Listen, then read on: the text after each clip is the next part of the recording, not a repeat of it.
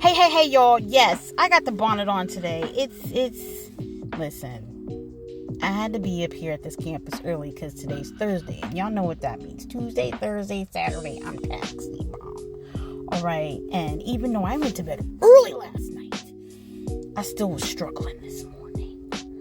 But I pieced together a little piece of coins in my wallet to get me a cold brew with some extra espresso. So your girl is awake. Anyway, today I wanted to talk about hard truths. And no, this is not a political post. This is more of a self-reflection post. And the conversation that I was in the middle of yesterday, more as a content creator and stuff, which is why we're talking about it on here. I had to really pull back and really be all like, why did you get into social media in the first place?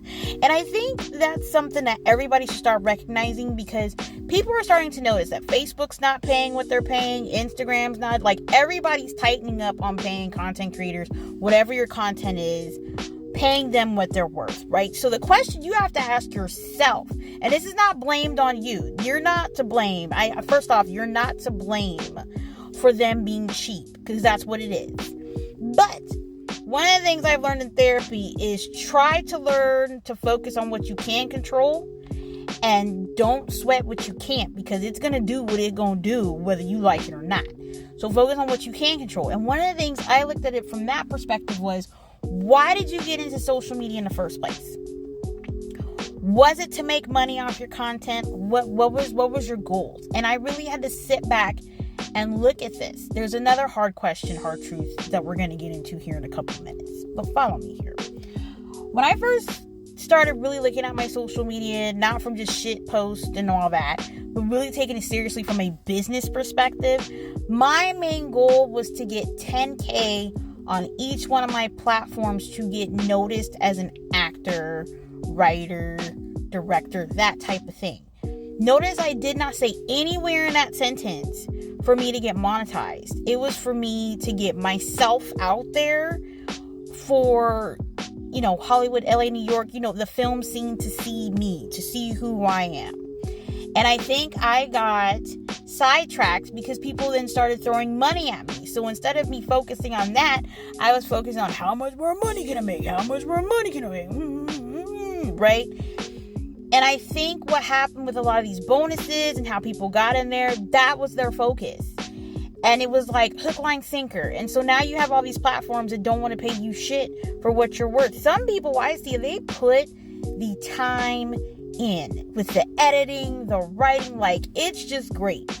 And those are the ones who are, I feel like they're getting kind of rewarded for it. That's even my political people who post. They put that time in by doing that research, putting that thing on there. I do not think it's very fair that y'all get backlash for pointing out the obvious for BIPOC creators and what's going on in the world today. Same can be said for, like, if you're in the entertainment industry and you're trying to, like, point out the disparities that we have trying to get in. I don't think it's fair that y'all get shadow banned, but y'all put the work in.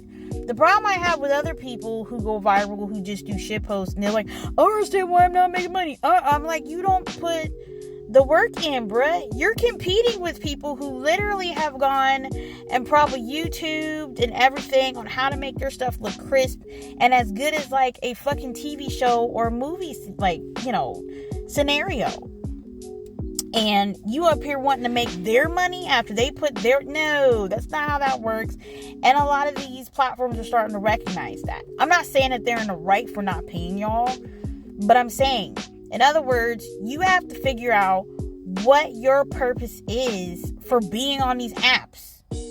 If it's just to chill and shoot shit with people and mingle and socialize, that's one thing. But if you're really trying to, like, you have a purpose, like myself, that I got away from.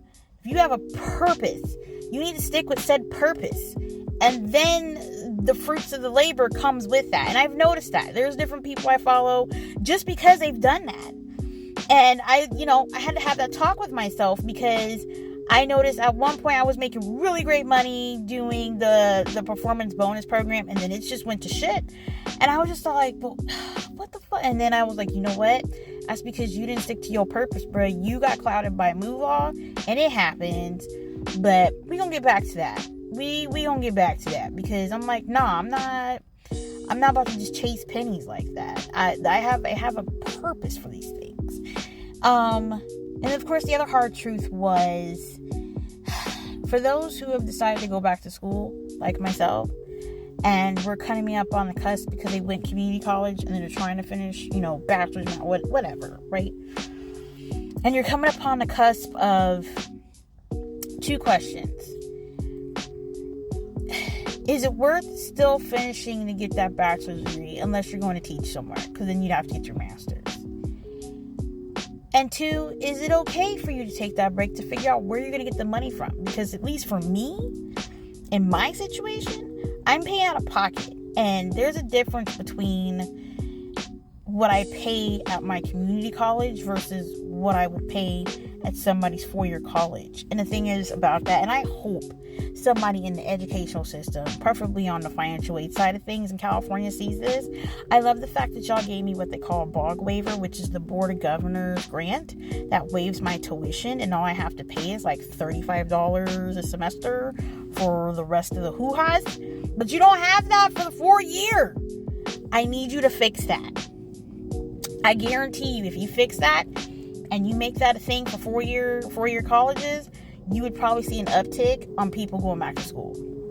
Because a lot of people who I've talked to, the main reason why they don't go back, other than the finances that come with, paying for school, is just tuition itself. And when I say finances, I mean okay, I've graduated, I got these student loans, I gotta pay them, but my job's not paying me enough to pay for student loans, whoop-de-whoop, right? But I'm still working through that question, because I'm like, is it okay to just have your associate's degree? Is it okay for that? In this climate, is it okay for that?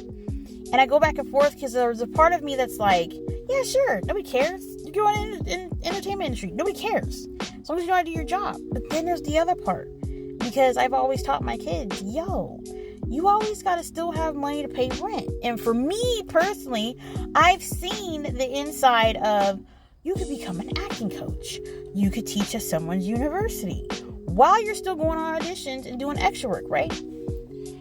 And the thing about that is, in order for you to do that, in some college spaces, you have to have a bachelor's degree. A lot of them say you have to have a master's. So it's like, okay, I got to continue on and figure this out. So then we come back to that full circle of, okay, you're going to continue on, but where are you getting the money from? So, yeah, just some hard truths. Sometimes you have to sit yourself down and have a hard truth conversation of where you're at, where you're trying to go, and if you got lost off that path, how are we going to get back to that? Because some people do.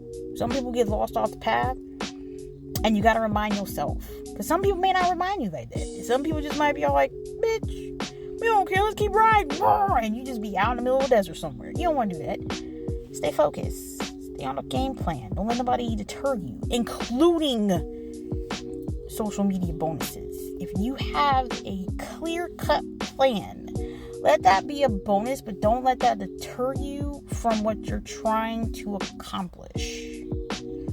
So, for me, I'm going to be reevaluating my strategy on all my platforms. And honestly, I feel like I need to get back to YouTube. I did it and fell off, and I'm like, we gotta get back to that, y'all. So I just want to share that with y'all today. It's Thursday. It's Friday Eve. What y'all up to? What are y'all getting into this weekend? Me, it'll be nothing. I gotta take my dog to the vet.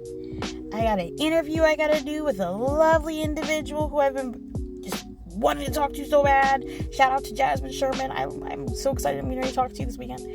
And clean my house. That's literally it. Yeah. Oh yeah, bonus that my freaking social media teacher decided to double up on homework. We're going to talk about that later because she fell for that. Anyway, y'all have a good Thursday. A really good Thursday.